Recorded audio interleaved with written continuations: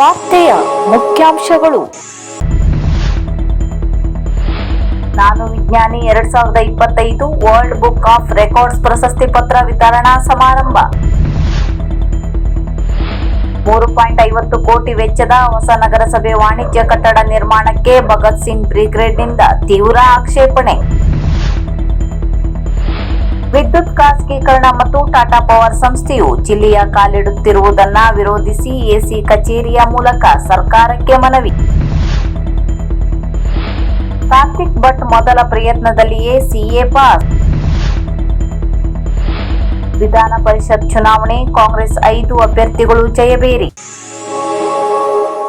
ರಾಜ್ಯ ರಾಜಕಾರಣದಲ್ಲಿ ಜಿದ್ದಾಜಿದ್ದಿಗೆ ಕಾರಣವಾಗಿದ್ದ ವಿಧಾನ ಪರಿಷತ್ನ 7 ಸ್ಥಾನಗಳ ಚುನಾವಣೆಯ ಅಧಿಕೃತ ಫಲಿತಾಂಶ ಹೊರಬಿದ್ದಿದ್ದು, ಆಡಳಿತಾರೂಢ ಕಾಂಗ್ರೆಸ್ ಪಕ್ಷವು ಭರ್ಜರಿ ಜಯಬೇರಿ ಸಾಧಿಸಿದೆ. ಕಣದಲ್ಲಿದ್ದ ಒಟ್ಟು 8 ಅಭ್ಯರ್ಥಿಗಳ ಪೈಕಿ 7 ಅಭ್ಯರ್ಥಿಗಳು ಜಯ ಸಾಧಿಸಿದ್ದು, ಕಾಂಗ್ರೆಸ್ನಿಂದ ಸ್ಪರ್ಧಿಸಿದ 5 ಸ್ಪರ್ಧಿಗಳು ಸುಲಭವಾಗಿ ಗೆದ್ದು ಬೀಗಿದ್ದಾರೆ. ಇತ್ತ ಬಿಜೆಪಿ ಮತ್ತು ಜೆಡಿಎಸ್ ಮೈತ್ರಿಕೂಟದಿಂದ ಕಣಕ್ಕಿಳಿದಿದ್ದ 3 ಅಭ್ಯರ್ಥಿಗಳಲ್ಲಿ 2 ಮಾತ್ರ ವಿಜಯಶಾಲಿಯಾಗಿದ್ದು, ಜೆಡಿಎಸ್ ಅಭ್ಯರ್ಥಿ ಗೋವಿಂದರಾಜು ಅವರು ಮತಗಳ ಕೊರತೆಯಿಂದ ಪರಾಜಯಗೊಂಡಿದ್ದಾರೆ. ಈ ಸೋಲಿನ ಮೂಲಕ ಜಂಟಿಯಾಗಿ ಅಖಾಡಕ್ಕಿಳಿದಿದ್ದ ಮೈತ್ರಿಕೂಟಕ್ಕೆ ಮುಖಭಂಗವಾಗಿದೆ. ಕಾಂಗ್ರೆಸ್ನ 5 ಅಭ್ಯರ್ಥಿಗಳಿಗೆ ಜಯ. ಕಾಂಗ್ರೆಸ್ ಪಕ್ಷದಿಂದ ಸ್ಪರ್ಧಿಸಿದ ಹಿರಿಯ ನಾಯಕ ಬಿಕೆ ಹರಿಪ್ರಸಾದ್, ತಿಪ್ಪಣ್ಣಪ್ಪ ಕಮಕನೂರು, ಪಿವಿ ಮೋಹನ್, ಶಿವಣ್ಣ ಮಳವಳ್ಳಿ ಹಾಗೂ ಕೊನೆಯ ಹಂತದವರೆಗೆ ತೀವ್ರ ಕುತೂಹಲ ಕೆರಳಿಸಿದ ವಿನಯ್ ಕಾರ್ತಿಕ್ ಸೇರಿದಂತೆ 5 ಅಭ್ಯರ್ಥಿಗಳು ಭರ್ಜರಿ ಗೆಲುವು ದಾಖಲಿಸಿದ್ದಾರೆ. ವಿಶೇಷವಾಗಿ 5ನೇ ಅಭ್ಯರ್ಥಿ ವಿನಯ್ ಕಾರ್ತಿಕ್ ಅವರನ್ನು ಗೆಲ್ಲಿಸಿಕೊಳ್ಳುವಲ್ಲಿ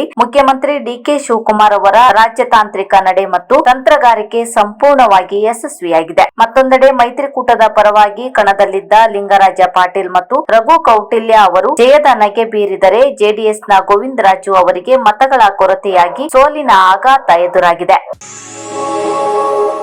ದೊಡ್ಡಬಳ್ಳಾಪುರದಲ್ಲಿ ಕರ್ನಾಟಕ ವೈಜ್ಞಾನಿಕ ಸಂಶೋಧನಾ ಪರಿಷತ್ ವತಿಯಿಂದ ಆಯೋಜಿಸಲಾದ ನಾನು ವಿಜ್ಞಾನಿ 2025 ಟೆಲಿಸ್ಕೋಪ್ ತಯಾರಿಕಾ ಕಾರ್ಯಾಗಾರದಲ್ಲಿ ಭಾಗವಹಿಸಿ ಸಾಧನೆಗೈದ ಶಿರಸಿ ಶೈಕ್ಷಣಿಕ ಜಿಲ್ಲೆಯ ವಿದ್ಯಾರ್ಥಿಗಳಿಗೆ ವರ್ಲ್ಡ್ ಬುಕ್ ಆಫ್ ರೆಕಾರ್ಡ್ಸ್ ಪ್ರಶಸ್ತಿ ಪತ್ರ ವಿತರಣಾ ಸಮಾರಂಭ ಚಂದನ ಆಂಗ್ಲ ಮಾಧ್ಯಮ ಶಾಲೆ ನರೇಬೆಲ್ ಶಿರಸಿಯಲ್ಲಿ ನಡೆಯಿತು. ಈ ಕಾರ್ಯಕ್ರಮವನ್ನು ಮಲೆನಾಡು ಶಿಕ್ಷಣ ಮತ್ತು ಗ್ರಾಮೀಣ ಅಭಿವೃದ್ಧಿ ಸಂಸ್ಥೆ ಶಿರಸಿ, ಚಂದನ ಆಂಗ್ಲ ಮಾಧ್ಯಮ ಶಾಲೆ ನರೇಬೆಲ್, ಕರ್ನಾಟಕ ವೈಜ್ಞಾನಿಕ ಸಂಶೋಧನಾ ಪರಿಷತ್ ಬೆಂಗಳೂರು, ಕದಂಬ ಕನ್ನಡ ಸೇನೆ ಕರ್ನಾಟಕ, ಕರ್ನಾಟಕ ನವ ನಿರ್ಮಾಣ ವೇದಿಕೆ ಹಾಗೂ ಕಲ್ಪವೃಕ್ಷ ಚಾರಿಟೇಬಲ್ ಟ್ರಸ್ಟ್ ಶಿರಸಿ ಇವರುಗಳ ಸಹಯೋಗದಲ್ಲಿ ಆಯೋಜಿಸಲಾಗಿತ್ತು.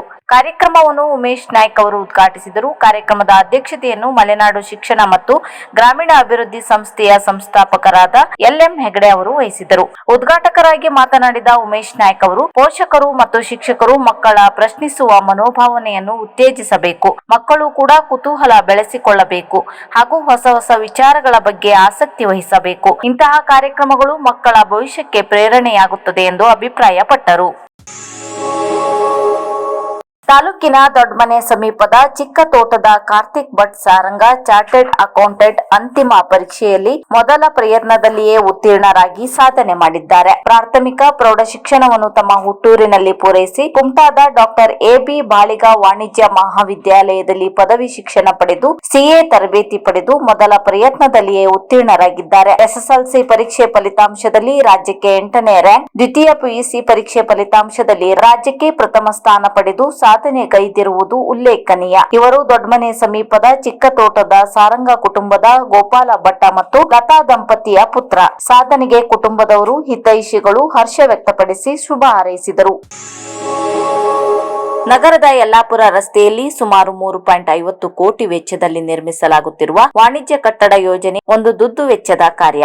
ಸಾರ್ವಜನಿಕರ ಹಣ ಸುಖ ಸುಮ್ಮನೆ ಹಾಳು ಮಾಡುತ್ತಿದ್ದಾರೆ ಎಂದು ಭಗತ್ ಸಿಂಗ್ ಬ್ರಿಗೇಡ್ ಅಧ್ಯಕ್ಷ ಸುಭಾಷ್ ನಾಯ್ಕ್ ಆಕ್ಷೇಪಣೆ ವ್ಯಕ್ತಪಡಿಸಿದ್ದಾರೆ. ಭಗತ್ ಸಿಂಗ್ ಬ್ರಿಗೇಡ್ ಟ್ರಸ್ಟ್ ವತಿಯಿಂದ ನಗರಸಭೆಗೆ ಸಲ್ಲಿಸಿದ ಆಕ್ಷೇಪಣಾ ಪತ್ರದಲ್ಲಿ ಕಟ್ಟಡ ನಿರ್ಮಾಣದ ಅಗತ್ಯತೆ, ವೆಚ್ಚದ ಸಮರ್ಥನೆ, ಬಾಡಿಗೆ ಆದಾಯ ಹಾಗೂ ಯೋಜನೆಯ ಲಾಭ ನಷ್ಟ ವಿಶ್ಲೇಷಣೆ ಕುರಿತು ಪ್ರಶ್ನೆ ಎತ್ತಲಾಗಿದೆ. ಈಗಿರುವ ಕಟ್ಟಡಗಳ ವರ್ಷಗಳಿಂದಲೇ ಸಮರ್ಪಕ ಬಾಡಿಗೆ ಸಂಗ್ರಹಿಸಲಾಗುತ್ತಿಲ್ಲ ಹಾಗೂ ನಿರ್ವಹಣೆಯು ಸರಿಯಾಗಿಲ್ಲದಿರುವಾಗ ಹೊಸ ಕಟ್ಟಡ ನಿರ್ಮಾಣದ ಅಗತ್ಯವೇನು ಎಂದು ಪ್ರಶ್ನಿಸಲಾಗಿದೆ. ಕಡಿಮೆ ಹಣಕ್ಕೆ ರಿಯಲ್ ಎಸ್ಟೇಟ್ ಏಜೆಂಟ್ಗಳು ಹರಾಜು ಮಾಡಿಕೊಂಡು ಹೆಚ್ಚಿನ ಬಾಡಿಗೆಗೆ ಮೂರನೇ ವ್ಯಕ್ತಿಗೆ ಬಾಡಿಗೆ ನೀಡುತ್ತಿರುವ ನಿದರ್ಶನಗಳು ಇರುವಾಗ ಹೊಸ ಕಟ್ಟಡದ ಅವಶ್ಯಕತೆ ಇದೆಯೇ? ಅದರ ಬದಲು ಖಾಲಿ ಜಾಗವನ್ನೇ ಹರಾಜಿನ ಮೂಲಕ ಬಾಡಿಗೆ ನೀಡಿದರೆ ನಗರಸಭೆಗೆ ಯಾವುದೇ ರೀತಿಯಲ್ಲಿ ಖರ್ಚಿಲ್ಲದೆ ಆದಾಯ ಬರುತ್ತದೆ ಎಂದು ಹೇಳಿದ್ದಾರೆ. ಯೋಜನೆಗೆ ಸಂಬಂಧಿಸಿದ ಎಲ್ಲ ದಾಖಲಾತಿಗಳನ್ನು ಸಾರ್ವಜನಿಕಗೊಳಿಸಿ ಕ್ರಮ ಕೈಗೊಳ್ಳಬೇಕು ಎಂದು ಸಂಘಟನೆ ಒತ್ತಾಯಿಸಿದೆ ಹಾಗೂ ತಕ್ಷಣವೇ ಈ ಕಾಮಗಾರಿಯನ್ನು ಸ್ಥಗಿತಗೊಳಿಸಿ ಅವಶ್ಯಕತೆ ಇರುವ ಕೆಲಸಕ್ಕೆ ಬಳಸಿ ಎಂದು ತಿಳಿಸಿದರು. ಅಗತ್ಯವಿದ್ದರೆ ಆರ್ಟಿಐ, ಲೋಕಾಯುಕ್ತ ಹಾಗೂ ಸಾರ್ವಜನಿಕ ಹಿತಾಸಕ್ತಿ ಅರ್ಜಿ ಸೇರಿದಂತೆ ಕಾನೂನು ಹೋರಾಟ ನಡೆಸುವುದಾಗಿ ಸಂಘಟನೆ ಮನವಿಯಲ್ಲಿ ಎಚ್ಚರಿಸಿದೆ.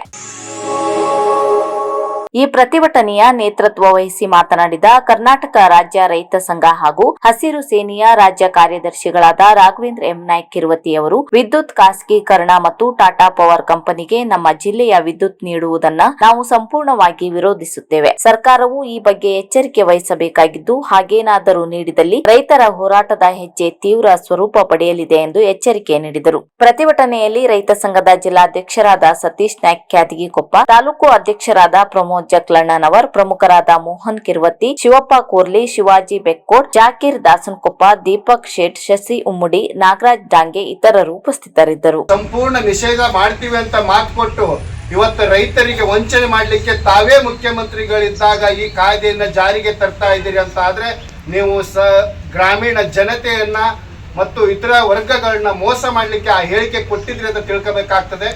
ಏನು ಹಿಂದೆ ನಂಜುಂಡಸ್ವಾಮಿ ಅವರು ಇರ್ತಾ ಅವತ್ತು 2001ರಲ್ಲಿ ಈ ಪ್ರಯತ್ನ ನಡೆದಿತ್ತು. ಅವತ್ತೆಲ್ಲ ಗ್ರಾಮೀಣ ಭಾಗದ ಜನತೆ ರೈತ ಸಂಘ ಏನೋ ಒಂದು ತೀರ್ಮಾನಕ್ಕೆ ಬಂತು.